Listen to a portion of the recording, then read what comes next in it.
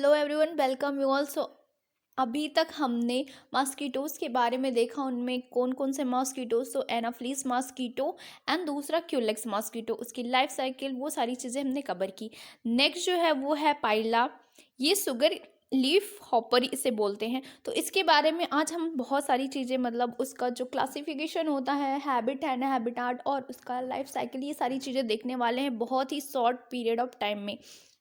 Without wasting your time start करते हैं।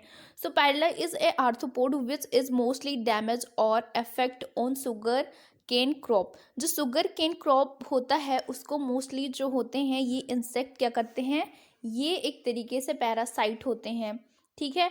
और ये उसको क्या करते हैं, डैमेज करते हैं। पाइला जो है वो एक आर्थ्रोपोड है और ये इंसेक्टा क्लास से है, ठीक है। सो देखते हैं इसका क्लासिफिकेशन। सो इसका क्लासिफिकेशन क्या है। सो इसका क्लासिफिकेशन है, फाइलम जो है वो आर्थ्रोपोडा है, क्लास जो है वो इंसेक्टा है, ऑर्डर जो है हेमिप्टेरा है, जीनस है पाइला एंड स्पीसीज है परप्यूसिला, ठीक है।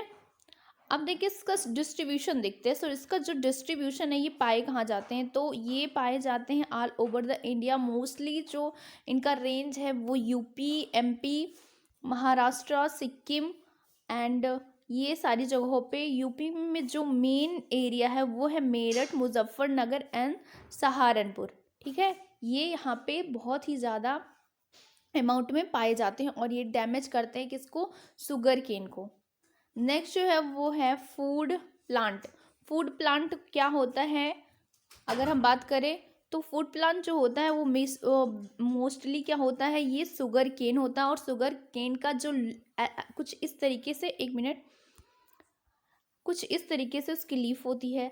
अब यहाँ लीफ के ये पीछे यानी कि वेंट्रल सरफेस पे ये पाए जाते हैं और ये क्या करते हैं, यहाँ से उसके जितने भी माइक्रो न्यूट्रिएंट्स होते हैं या फिर उनमें जितने भी प्रोटीन, ये जो कुछ भी पाया जाता है वो सारी चीज़ें ये सेल सैप से एब्जॉर्ब कर लेते हैं, ठीक है। नेक्स्ट देखते हैं, समटाइम दिस फाउंड ऑन भिंडी, Kerala cauliflower on these vegetables, red spotted on the leaf. अब इसको अगर रिकॉर्गनाइज करना है तो पहले आपको कोई भी पत्ती लेनी है। अगर आप पीछे उसके पलट के देखेंगे वेंट्रल सरफेस पे, वहाँ पे रेड स्पॉटेड लीव्स होंगी।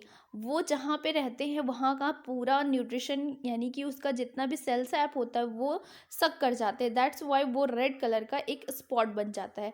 तो sometime this found in the भिंडी में कभी कभी, और केरल cauliflower होते हैं, एक वेराइटी है तो उसमें भी पाए जाते हैं। तो ये इसका जो ऑब्जर्व करने का सबसे अच्छा मेथड है वो है red spotted on the leaf. अब बात करते हैं इसके स्ट्रक्चर की, ये दिखता कैसा है। सो स्ट्रक्चर की बात करते हैं, the adult is a straw in colour. Straw का क्या मतलब, ये कुछ येलोइस कलर के होते हैं, ठीक है। स्ट्रॉ मतलब थोड़ा सा मटमैला तरीके से, ठीक है, उस तरीके से ये होते हैं। और इनका जो लेंथ, सो इसका जो हेड होता है, its head is forward the rostrum. Rostrum जो इसका जो हेड होता फॉरवर्ड तरीके से, मतलब आगे की तरफ, वो एक रोस्ट्रम होता है। रोस्ट्रम का मतलब होता है सूंड या फिर आगे निकला हुआ कोई भी स्ट्रक्चर, तो उसे रोस्ट्रम बोलते हैं, ठीक है। The rostrum formed as a picker, और यही रोस्ट्रम से ये क्या करते हैं, सक करते हैं। ये एक पिकर की तरीके से काम करता है। आप ये एक छोटा सा स्ट्रक्चर है, इसे देख के थोड़ा सा आइडिया लगा सकते हैं पर अच्छा बना नहीं है, ये बहुत ही कॉमन सा स्ट्रक्चर है, ऐसा कुछ दिखता है। ये एंटीना है और ये जो आगे का फ्रंटल एरिया देख रहे हैं ये यही है रोस्ट्रम, ठीक है। The upper sensory organ is like antenna which is sensory in function, contain statocyst in their base. तो क्या होता है कि इनका जो सेंसरी ऑर्गन होता है वो एंटीना के तरीके से होता है और ये फंक्शन क्या करता है, स्ट्रेटोसिस्ट के तरीके से, मतलब बेस में। स्ट्रेटोसिस्ट क्या होते हैं, ये इक्विलिब्रियम मेंटेन करने के लिए बहुत ही इंपॉर्टेंट होते हैं कि कहाँ पे जाना है, इसलिए ये दो एंटीना होता है और ये रिकॉर्गनाइज कर सकते हैं कि ये इन्हें कहाँ जाना है, ठीक है। nymph and adult both cause harmful effect on sugarcane plant। इनके निम्फ जो होते हैं वो इतने मैच्योर हो चुके होते हैं कि उनमें रोस्ट्रम का फॉर्मेशन हो चुका रहता है और एडल्ट दोनों ही क्या करते हैं, प्लांट को सक करना स्टार्ट कर देते हैं, यानी कि ये दोनों ही क्या होते हैं, हार्मफुल होते हैं हमारी क्रॉप के लिए। सो अभी तक हमने क्या देखा, डिस्ट्रीब्यूशन हो गया इसका, फूड क्या होता है ये हो गया, स्ट्रक्चर कैसा दिखता है, रोस्ट्रम क्या होता है, पिकर क्या होता है, और फिर स्ट्रेटोसिस्ट क्या होते हैं, निम्फ, ये सारी चीज़ें देख ली। अब हम देखते हैं लाइफ साइकिल के बारे में, जो कि बहुत ही ज़्यादा इम्पॉर्टेंट है।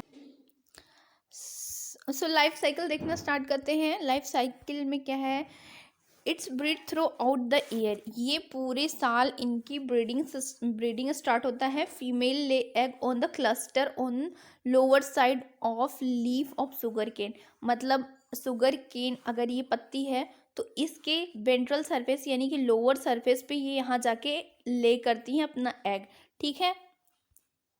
नेक्स्ट जो है, दे आर इन लॉन्गिट्यूडनल रो, जो कि कैसे होते हैं, लॉन्गिट्यूडनल रो में होते हैं। लॉन्गिट्यूडनल का मतलब इस तरीके से इस तरीके से लॉन्गिट्यूडनल होते हैं, ठीक है, एक रो में लगे हुए होते हैं ये इस तरीके से, जो कि कितने होते हैं, ये 3 से 5 हो सकते हैं। और एग कितने हो सकते हैं, ये 40 to 50 एग हो सकते हैं, ठीक है, एक रो में। उसके बाद एग कैसे होते हैं, एग की बात करते हैं तो egg are oval shining and greenish in colour. Maximum egg कितने हो सकते हैं, तो ये 400 से 500 एग हो सकते हैं मैक्सिमम। ओवल होते हैं, शाइनिंग होते हैं और ग्रीनिश कलर के होते हैं, थोड़े से ग्रीनिश होते हैं। एग हैच कब होता है, तो एग हैच होता है 17 से 22 यानी तो 17 to 22 डेज के अंदर ये हैच कर जाता है। और वेदर कंडीशन भी इम्पॉर्टेंट है, अगर ज़्यादा गर्मी हो रही है तो जल्दी हैच करेगा, अगर स्लो मतलब कम गर्मी है तो थोड़ा टाइम लग जाता है ज़्यादा। निम्फ इसके बाद यहाँ से प्रोड्यूस होते हैं, जो प्रोड्यूस होते हैं उन्हें निम्फ कहते हैं। निम्फ क्या करते हैं, ये ड्यूली वाइट होते हैं, मतलब डर्टी वाइट होते हैं। डर्टी वाइट का क्या मतलब, थोड़ा क्रीम कलर में होते हैं ये। फिर उसके बाद ये क्या करते हैं, सेल सैप की सकिंग करना स्टार्ट करते हैं और इनमें भी रोस्ट्रम का डेवलपमेंट हुआ रहता है। 6 to 7 week nymph change into adult, और 6 या 7 वीक के अंदर निम्फ चेंज हो जाते हैं किसमें, एडल्ट में। इनकी लाइफ स्पेन ऑफ मेल जो होता है वो 4 to 7 वीक होता है, फीमेल का जो होता है वो 7 to। सो इनकी लाइफ साइकिल जो होती है वो 14 to 16 डेज में कंप्लीट हो जाती है। और एक ईयर में कितने जनरेशन क्रिएट कर सकते हैं, तो ये 4 जनरेशन बना सकते हैं अपना एक साल में। डैमेज क्या क्या करते हैं, सो डैमेज क्या कर सकते हैं, ये निम्फ जो होता है और एडल्ट जो होता है दोनों सक करते हैं शुगर केन की लीफ को, और उसमें रेड कलर का एक क्या करते हैं, एक स्पॉट जनरेट करते हैं जो कि वेंट्रल साइड ऑफ लीफ होता है, और ये धीरे धीरे पूरे लीफ में फैल जाता है। इससे फोटोसिंथेसिस कम हो जाती है और धीरे धीरे पौधा जो होता है वो येलोइश कलर का हो जाता है और वो डैमेज हो जाता है, यानी वो ख़राब हो जाता है, उसमें सड़न लग जाती है। तो ये सेल सैप को सक करते हैं, it is result become it's yellow in colour, पत्तियाँ जो होती है वो पीली पड़ जाती हैं, ठीक है। इट प्रोड्यूस हनी ड्यू, अब वहाँ से जहाँ से ये सेल सैप को कंटेन करते हैं वहाँ पे एक हनी ड्यू यानी कि एक बूंद बूंद के तरीके से एक येलोइश ड्रॉप प्रोड्यूस होता है। और उसमें क्या होता है, उसमें शुगर का जो अमाउंट होता है वो बहुत ही ज़्यादा होता है, जिसकी वजह से वहाँ पे फंगस जनरेट हो जाता है। 40 to 60% तो ये फंगस की वजह से डैमेज कर दिया जाता है, क्योंकि ये यहाँ पे हनी ड्यू प्रोड्यूस होती है जो कि स्वीट इन नेचर होती हैं, और वहाँ पे फंगस का डेवलपमेंट हो जाता है। अब इसको प्रिवेंशन कैसे कर सकते हैं और कंट्रोल, ये बहुत ही ज़्यादा इंपॉर्टेंट है, इसे बचाना भी ज़रूरी है। सो इसका प्रिवेंशन हम कर सकते हैं, एग को कलेक्ट करें, पत्तियों से एग को कलेक्ट करें और उसे बर्न कर दें। ये एक मेथड हो गया, बहुत ही सस्ता मेथड है। अगर वो नहीं कर सकते तो फिर आपको दवा लेनी होगी, जैसे कि nitrogen should be in balance, nitrogen को बैलेंस करना होगा, या फिर आपको BHC नाम का एक केमिकल कंपाउंड होता है उसका छिड़काव करना होगा अपने खेतों में। या फिर आपको सबसे अच्छा कि एक रेजिस्टेंट वैरायटी आप अपने क्रॉप में लगाएं, मतलब जहाँ भी आप फील्ड में लगा रहे हैं तो वहाँ पे एक रेजिस्टेंट वैरायटी लगाएं, ताकि वहाँ पे कोई भी ये जो इंसेक्ट है वो हार्म ना कर पाए, ठीक है। सो इसके साथ ही ख़त्म होता है। एक बार फिर से आप लोग लाइफ साइकिल इसका देख सकते हैं। देखिए सबसे पहले क्या होता है, ये एक एडल्ट है, ये एक एडल्ट है, ठीक है। ये क्या करता है, एग को ले करता है, इनमें फर्टिलाइजेशन होता है, एक करता है। उसके बाद 6 से 7 दिनों में ये लार्वा है, जिसे निम्फ भी बोलते हैं, ये क्या करता है, ये बहुत ही ज़्यादा पत्तियों को नुकसान पहुंचाता है। फिर ये कन्वर्ट हो जाता है प्यूपा में। प्यूपा में कितने 45 to 70 डेज में ये प्यूपा में कन्वर्ट हो जाता है। फिर यही प्यूपा कन्वर्ट हो जाता है फिर से एडल्ट में 7 से 10 दिन में, ठीक है। तो ये इसकी पूरी लाइफ साइकिल है। होप कि आपको ये अच्छा लगा होगा। Thank you for watching this video.